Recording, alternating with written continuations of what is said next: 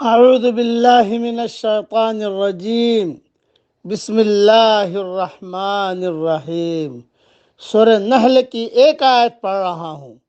واللہ اخرجکم من بطون امہاتکم لا تعلمون شیئا وجعل لکم السمع والابصار والافئدہ لعلکم تشکرون۔ اللہ تعالیٰ نے تمہیں تمہاری ماؤں کے پیٹوں سے نکالا ہے کہ اس وقت تم کچھ بھی نہیں جانتے تھے۔ اسی نے تمہارے کان اور آنکھیں اور دل بنائے کہ تم شکر گزاری کرو۔ تھوڑی تشریح سن لیجئے، یعنی صلاحیتیں اور قوتیں اللہ تعالیٰ نے اس لیے عطا کی ہیں کہ انسان ان اعضاء اور جوارح کو اس طرح استعمال کرے جس سے اللہ تعالیٰ راضی ہو جائے، ان سے اللہ کی عبادت اور اطاعت کرے۔ یہی اللہ کی ان نعمتوں کا عملی شکر ہے۔ حدیث شریف میں آتا ہے، میرا بندہ جن چیزوں کے ذریعے سے میرا قرب حاصل کرتا ہے ان میں سب سے محبوب وہ چیزیں ہیں جو میں نے اس پر فرض کی ہیں۔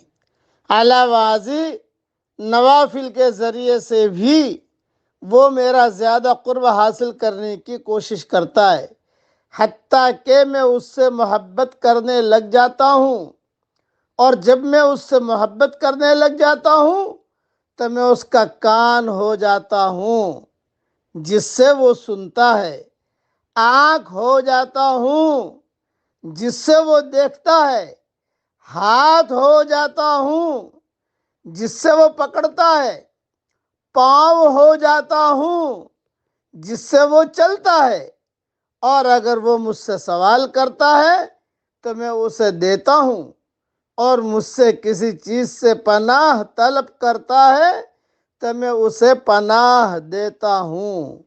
صحیح بخاری شریف میں یہ حدیث موجود ہے، کتاب الرقاق باب التواضع۔ خلاصہ کلام یہ کہ تاکہ کانوں کے ذریعے سے تم آوازیں سنو، آنکھوں کے ذریعے سے چیزوں کو دیکھو، اور دل یعنی عقل، کیونکہ عقل کا مرکز دل ہے، یہ بھی دیا اللہ نے جس سے چیزوں کے درمیان تمیز کر سکو اور نفع و نقصان پہچان سکو۔ جوں جوں انسان بڑا ہوتا ہے ان قوا اور حواس میں بھی اضافہ ہوتا جاتا ہے، حتیٰ کہ جب انسان شعور اور بلوغت کی عمر کو پہنچتا ہے تو اس کی یہ صلاحیتیں بھی قوی ہو جاتی ہیں، حتیٰ کہ پھر کمال کو پہنچ جاتی ہے۔ اس میں آخر میں ایک جملہ اللہ نے کہا، لعلکم تشکرون، تاکہ تم شکر گزاری کرو۔ اب پڑھ لیجئے میرے ساتھ، الحمدللہ علی سابغ نعم اللہ۔ یہ اللہ تعالیٰ کا شکر ادا کرنے کا بہترین جملہ ہے، جس کی روایت حوالوں کے ساتھ کئی مرتبہ میں بیان کر چکا ہوں۔ اے اللہ، تیرا شکر ہے کہ آپ نے ہمیں ایمان دیا، آپ کا شکر ہے کہ آپ نے ہمیں اسلام دیا، قرآن دیا۔ اے اللہ، اب اپنی محبت بھی ہمیں عطا فرما، ہماری آنکھوں میں تیری محبت کا سرما لگا دے۔ آمین۔ وآخر دعوانا ان الحمدللہ رب العالمین۔